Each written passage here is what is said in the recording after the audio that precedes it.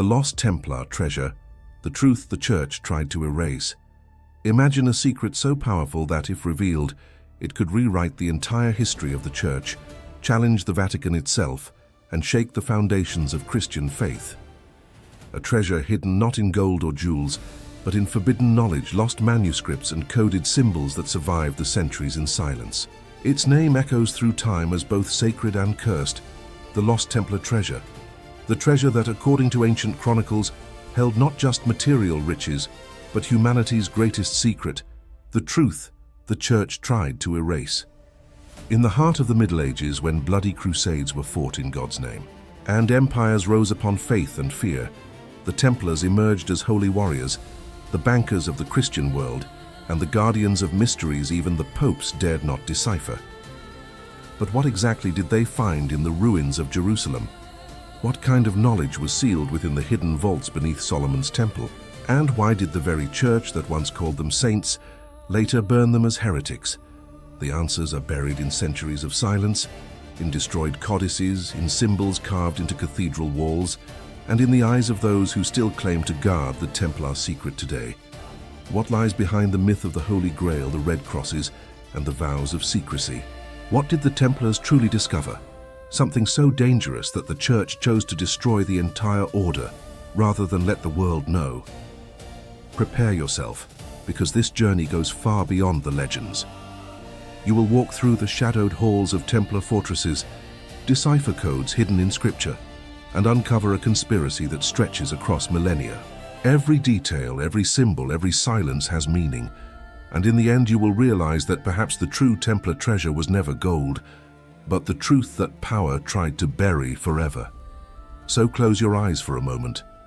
Picture yourself standing before an ancient temple, torches flickering, the distant chant of monks echoing through the stone corridors, and a whisper rising from the darkness. They hid the truth, and the truth will change everything. This is the beginning of a quest that defies time, faith, and fear. This is the story the world tried to forget, but that you are about to uncover. For centuries, the story of the Knights Templar has been told by the victors, popes, kings, and inquisitors who decided what the world should remember and what should be erased. But truth never dies. It simply hides in the shadows, waiting for the right moment to be revealed. The Order of the Temple was born under the cross, sworn to protect pilgrims in the Holy Land, yet it quickly became something far greater. In a short time, the Templars transformed from humble warriors into a spiritual and financial force that transcended kingdoms, empires, and even the authority of the Pope himself.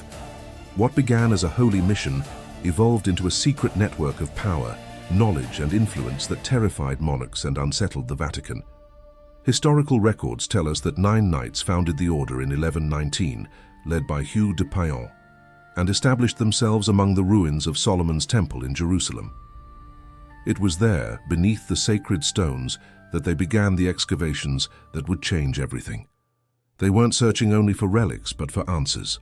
Hidden accounts mention the discovery of documents that contradicted the foundations of Christian belief and revealed truths about the sacred bloodline and Christ himself, secrets that, if exposed, could have shattered the Church's dominion over Europe. Over time, the Templars became guardians not only of treasures, but of ideas. They created the first international banking system, controlled trade routes, built impregnable fortresses, and amassed wealth so immense that no king dared challenge them openly. But, as with every power that grows beyond control, their rise inspired fear and envy. In 1307, the French king Philip IV, heavily indebted to the order, decided to destroy them, with the Church's blessing. The purge began on a Friday, October 13th, when thousands of Templars were arrested simultaneously, accused of heresy, blasphemy, and occult practices. What followed was one of the greatest spiritual hunts in history. Under torture, the knights confessed to crimes they never committed, and their leaders were burned alive. Yet before their fall, the order did something unexpected. They vanished with their treasure, a treasure that, according to legend, was smuggled away by loyal knights who swore to protect the knowledge the Church wanted erased. To this day, archaeologists, historians, and mystery seekers struggle to uncover the truth behind the Lost Templar treasure. Was it gold hidden beneath French soil, or a secret library containing manuscripts that could rewrite Christian history? Whatever the answer, one thing is certain: what the Templars guarded was not just power, it was the key to a truth that time could not bury. And that is the journey you are about to begin. When the first 9 knights arrived in Jerusalem, nothing about their humble appearance suggested the impact they would have on the world. They were monk warriors, poor, disciplined, bound by vows of chastity and obedience. Officially, they had been sent to protect Christian pilgrims traveling through the sacred routes of the Holy Land. Yet ancient records and secret testimonies suggest that this mission was only a cover. The Templars' true purpose was far more mysterious and dangerous: to dig beneath the ruins of Solomon's temple in search of something the Church could never allow to be revealed. For 9 long years, the knights lived in silence. They refused new recruits and remained hidden under the ruins, excavating tunnels and uncovering chambers that dated back to biblical times. Medieval witnesses speak of parchment manuscripts, golden relics, and Hebrew inscriptions, not Christian symbols, but echoes of a knowledge far older, possibly linked to the Essenes, the priests of the temple, or forbidden mystical traditions of Israel. Some even claim that they discovered physical evidence of Jesus' lineage, or documents proving that the Church had altered his original teachings to consolidate Rome's power. When they finally emerged, the 9 knights were transformed. A once penniless brotherhood suddenly became the most powerful force in Christendom. How in such a short time did they gain fortune, influence, and direct papal favor? There are signs that what they found beneath the temple became their invisible weapon, a spiritual and political currency, a truth that could destroy the Church's authority but also secure its allegiance. Among the relics and documents, some believe they found the Ark of the Covenant, lost since the Babylonian destruction of the temple, or manuscripts revealing the descendants of Christ, the Sang Real, the Holy Grail not as a cup, but as a bloodline. Such knowledge would have been the key to an incomprehensible divine power, explaining why the Templars were soon feared more than any army. While the Church preached faith, the Templars studied codes, ancient languages, and forbidden symbols. They became guardians of millennia-old wisdom, and every fortress they built across Europe concealed beneath its stones a fragment of the temple's secret. What began beneath the sands of Jerusalem spread like an underground web of knowledge. Even today, traces of that secret quest can be seen in Gothic cathedrals in the stars carved into stone, and in the perfect mathematical harmony of their architecture. Marks left by men who had touched something beyond human understanding. What the Templars found beneath the temple changed the course of history, and perhaps without realizing it, they became the bearers of a truth that could never be spoken aloud. As the 12th century advanced, the name of the Knights of the Temple echoed through Europe as a symbol of discipline, faith, and invincibility. Yet few realized that behind the red cross stitched onto their white mantles, there was an invisible empire, a power built not only with swords, but with something far more strategic: control over knowledge and wealth. The Templars had understood that faith could move the masses, but gold could move kingdoms. And so they built a web of influence so vast that even the Pope could not deny it. They created the first international banking system in history. Kings and nobles entrusted their fortunes to the Templars, receiving in exchange a sacred document, a primitive form of the modern check, redeemable at any fortress of the order. With this system, they could transfer vast sums across continents without moving a single chest of coins. It was the birth of modern finance, and the beginning of the Church's economic dependence. While the Vatican held spiritual power, the Templars controlled the real flow of Christian gold. With castles stretching from Scotland to Syria, the order became a nation without borders. Its members answered only to the Grand Master and to God, obeying no earthly ruler. This autonomy terrified Europe's monarchs. No army could defeat them, no king could outmaneuver them, and no institution could trace the totality of their wealth. For many historians, this was the true Templar treasure, not piles of gold, but mastery over the Christian world's economy. But beneath their wealth lay something deeper, something material power could not explain. The order preserved secret rituals, coded teachings, and symbols that revealed a direct link to pre-Christian esoteric traditions. The number 9, representing their founding knights, symbolized spiritual completion. Their crosses, fortress designs, and even battle formations followed sacred geometry and celestial patterns. To the Templars, money was a mere instrument. True power came from the harmony between the divine and the earthly, from mastering both spirit and mind. The Church began to realize it had created a force it could no longer control. The knights who once fought in the name of faith were now walking a perilous line between heaven and heresy. Their influence grew beyond measure. They financed crusades, crowned kings, controlled ports, and, according to whispers, guarded holy relics such as the Shroud of Turin and fragments of Christ's cross. The Vatican began to wonder, how long before the Templars turned their gaze toward the throne of Peter himself? The answer was hidden in their vows and carved into the stones of their chapels. The true strength of the order was not in wealth or weaponry, but in the secret that bound all brothers together, the belief that they possessed a truth greater than any dogma, and that truth was about to ignite the wrath of kings and summon the darkness of the Inquisition. By the dawn of the 14th century, the Templar power had grown beyond what both crown and altar could endure. The kings of Europe, drowned in debt to the order, feared the Templars' accountants more than their swords.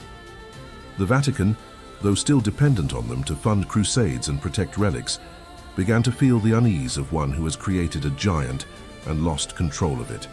Within this tension, among gold pride and whispered secrets, a plot was born, one that would seal the fate of the Knights of the Temple.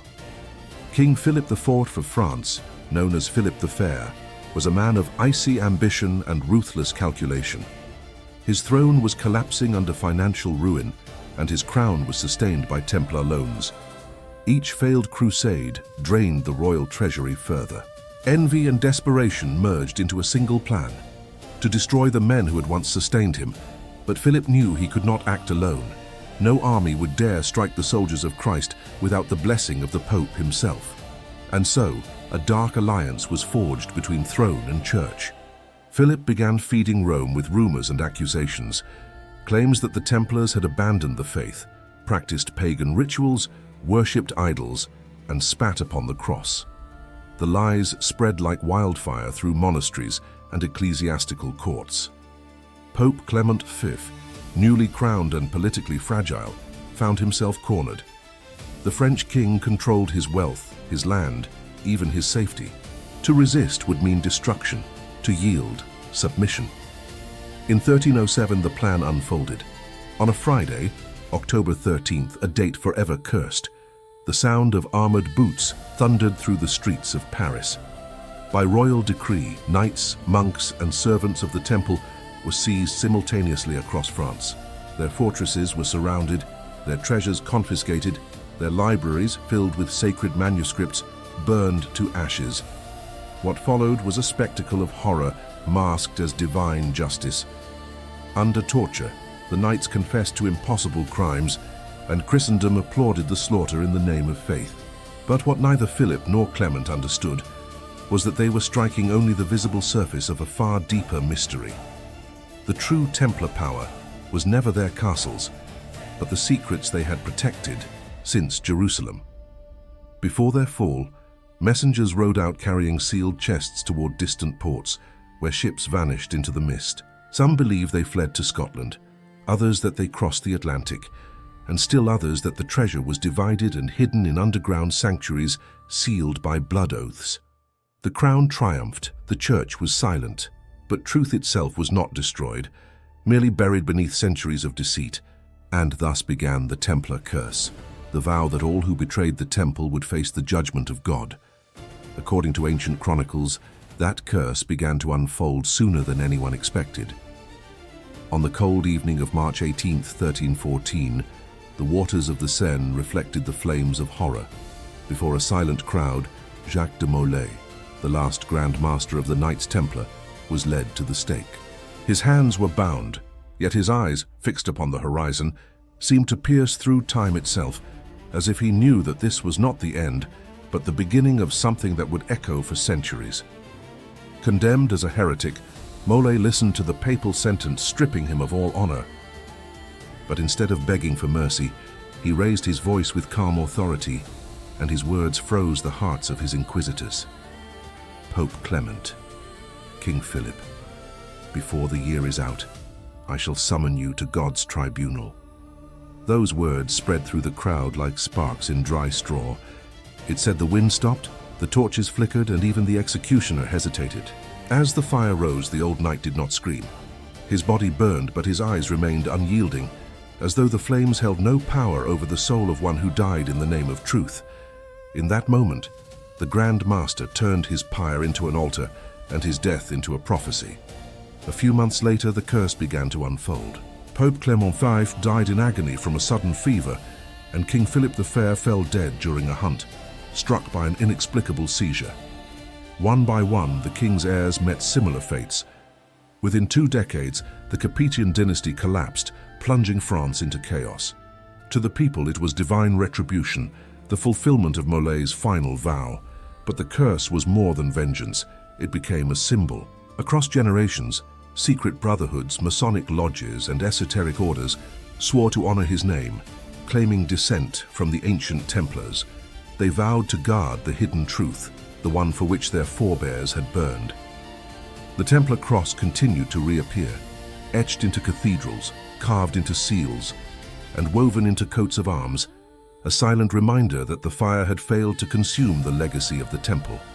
Some say the spirit of Jacques de Molay still walks the banks of the Seine on cold nights, watching a France built upon the ashes of injustice.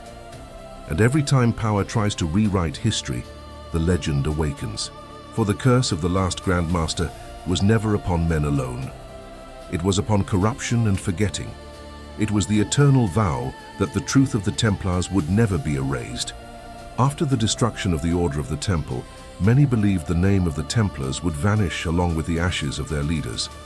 Yet what burned in the flames was only the visible body of the Order. Its soul, its knowledge, symbols, and secrets survived, traveling quietly through the corridors of history. When the last Grand Master died, the Templar flame did not die with him. It divided. Some knights fled to Scotland, others sought refuge in the Balkans, and a few were sheltered by sympathetic monastic orders. And with them traveled their greatest treasure, forbidden knowledge.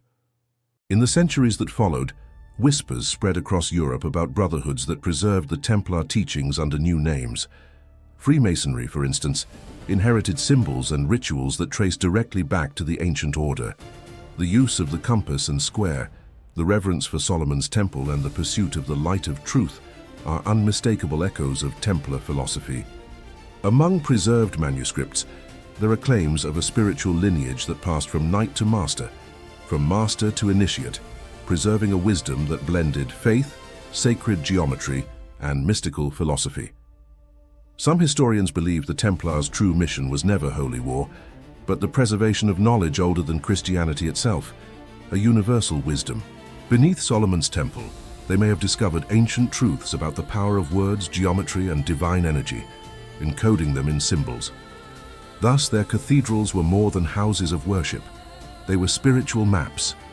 Every arch, every stained glass window, every geometric proportion was a code, a message written in stone for those who could read it. As centuries passed, these ideas found their way into the secret universities of the Renaissance, into royal courts, and even into modern revolutions. Influential men, scientists, artists, and visionaries were initiated into brotherhoods that kept alive the Templar fire. Leonardo da Vinci, Isaac Newton, and others appear in esoteric texts as symbolic heirs of the temple's wisdom.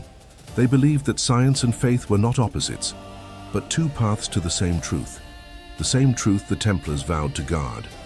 Even today, Templar symbols can be found in unexpected places, in the architecture of Washington, in the coats of arms of European royalty, in currency designs, and in the stars of national flags. These are reminders that the order never truly vanished. It evolved. Perhaps the lost treasure was never material gold, but knowledge, encrypted within the hearts and minds of those who carried the oath of truth above power. And that is why, centuries later, the Templar mystery still breathes, because it does not belong to history alone, but to humanity's eternal quest for light amid the shadows. The modern world likes to believe that the Templar treasure is just a legend, a myth, created to fuel adventure tales and cinematic imagination. Yet every time a new excavation begins, every time an ancient symbol is found beneath layers of dust, one question resurfaces. What if the treasure was real? What if it was never gold, but something time could never erode? An eternal truth. This is the theory that haunts both historians and mystics alike, that the true Templar treasure was not buried in stone, but hidden within the minds and hearts of men who understood the power of knowledge. In documents uncovered during the 19th and 20th centuries, evidence suggests that a portion of the knights escaped persecution, carrying with them chests filled with manuscripts, diagrams, and ritual artifacts. One of the most fascinating accounts tells of a fleet that departed from the port of La Rochelle on the night of the Order's downfall. The ships vanished into the mist, taking with them something that neither king nor pope ever recovered.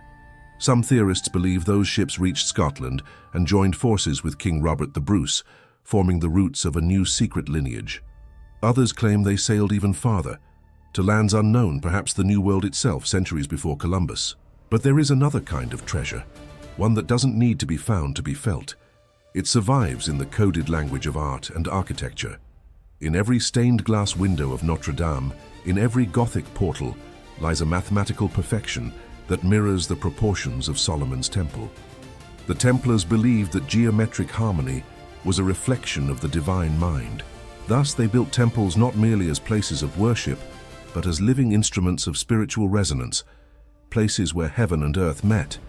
These structures remain, standing as invisible vaults protecting the wisdom of the temple. Modern science still struggles to understand how a medieval monastic order mastered engineering, astronomy, and symbolism with such precision. Perhaps it was because their true legacy was the balance between faith and reason. They knew that gold could be stolen, but knowledge once awakened could never die. And so the treasure survived, not in the hands of kings, but in the souls of those who seek. The treasure of the Templars is awakened consciousness, the illumination of man realizing that God does not dwell only in churches, but in every act of truth. And perhaps that is why, even after 7 centuries, the name of the Templars still echoes through time, because their true treasure is not something to be found, it is something to become. 7 centuries have passed since the Knights Templar vanished from the official chronicles of history. Yet even now, something of their spirit endures. The same flame that once lit the Crusades still burns, not in swords, but in the minds that seek to understand the mystery between the divine and the human. The lost treasure that so many have sought was never a chest of gold. It was the awakening of consciousness, the refusal to accept fear as truth. The true legacy of the Templars is the power of the quest itself, the hunger to question, to seek, to doubt, until faith becomes understanding. History branded them as heretics, but time reshaped them into legends. Every ruined fortress, every cross carved into cathedral stone, every symbol hidden in ancient coats of arms, all are fragments of their memory. And whenever someone today looks to the heavens and whispers, "What if there's more than we were told?" it is the Templar voice echoing through the centuries. The vow made beneath Solomon's temple still resonates: protect the truth, even when the world prefers the lie. Perhaps that is why the fascination with the Templars never fades. They embody what modern humanity has forgotten: the courage to unite faith with reason, devotion with inquiry, light with shadow. Their legacy lives not only in books, but in restless souls who dare to seek what was hidden. And just as their ships vanished into the mist of La Rochelle, the Templar secret continues to sail through time, waiting to be rediscovered by those brave enough to see beyond appearances. The Church tried to erase their names, kings tried to seize their riches, but no power could destroy their essence. For what is true cannot be burned, and what is divine cannot be silenced. The treasure of the Templars in its purest form is the light of knowledge, a light that belongs not to thrones or temples, but to all who dare to search for it. And now, before history and mystery, one question remains. Was the treasure ever hidden, or has it always been before us? In the ideas that set us free, in the truths that illuminate, in the questions that never die. Perhaps the real treasure map was never drawn on parchment, but engraved in the human soul. If this story awakened something within you, Don't let the flame fade. Like this video, subscribe to the channel, and share it with those who seek truth as you do. Every new voice brings us closer to the revelation the church tried to bury. Comment below. What do you believe the treasure was, gold, knowledge, or faith? Your answer might be the next clue in this eternal mystery. And remember, as long as there are those who search for truth, the Templar legacy will never die.